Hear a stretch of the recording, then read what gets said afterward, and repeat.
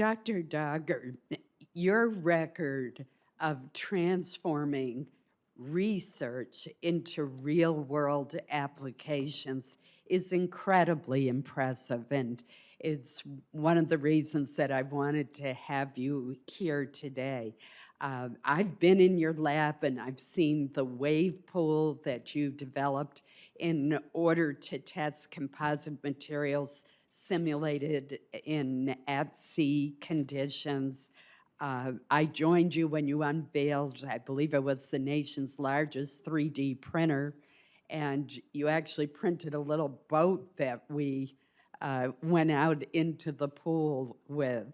So one of the things that to me is so important about your research is that it's practical, and you always look at the world, at the real life implications of the work that you're doing.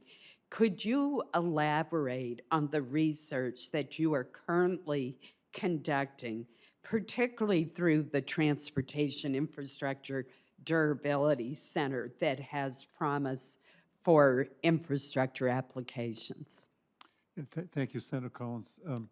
A very important question. I'm going to give you some specific examples today that we're working on. As you know, Maine is a rural state, and if we lose a bridge, it may be another 50 or 100 miles before you can get to where you want to be because of that.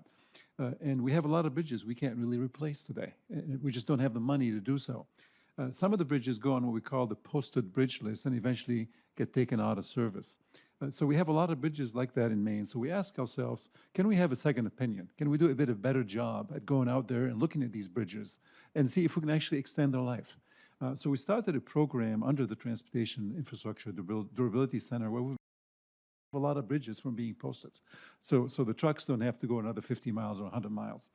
And that's happening as we speak. About 2/3 of the bridges we've been looking at that would have been actually posted no longer need to be posted. And what we do is we go out there and actually take a bunch of dump trucks full of sand to the bridge and put sensors on it and load it up to see if it's got more life than we think it is. And we do some numerical simulations and go back to the DOT, says, and say, hey, you can actually don't have to post this particular bridge. And that's worked out quite a few times. Some bridges in Canton, in Peru, Maine, in Jackson, in Alna, Maine, in Franklin, and Unity were all saved like that. And saved millions of dollars for the DOT. So extending the lives of existing bridges is one example that we're doing. We're also strengthening bridges. We're taking composite materials to bridges and see where they're weak, and then laminating composites onto the underside of these bridges. The other thing we're doing, Senator Collins, is trying to figure out which bridges are really are getting worse and faster by having better inspection techniques. So we're developing drone technologies right now. We can take some drones to inspect the bridges, particularly the ones that are harder to get at, and get under the bridges with the drones, using very advanced sensors, including acoustic sensors, that can actually identify if there's problems in these bridges. So all of those are examples, Senator Collins, that the Transportation Center and the University of Transportation Center is helping us do. So we appreciate the federal DOT support and hope we can continue to make those kinds of investments at the federal level.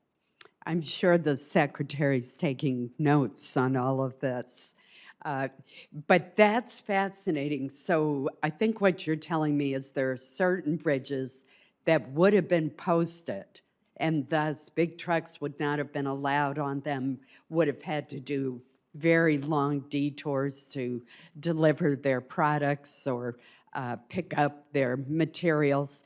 And you're able to more precisely identify which bridges truly need to be posted. And then in some cases, you're actually strengthening the bridges using composite materials to do so. That's exactly correct, Senator Collins. So bridges that otherwise would have gone on the posted list now don't have to go on the posted list. It's almost like going to the doctor and saying, can you give me a second opinion? Do I really need this operation or not?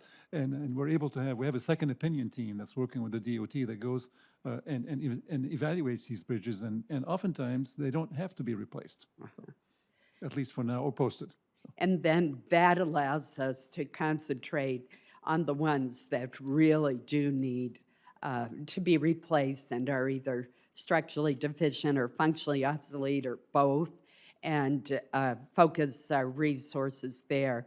And using the new materials that you've developed is just extraordinary because it's going to extend the life of the new bridges, in some cases, I'm told, over 100 years. That's exactly right, Senator Collins. And we're developing designs for materials that will last 100 years.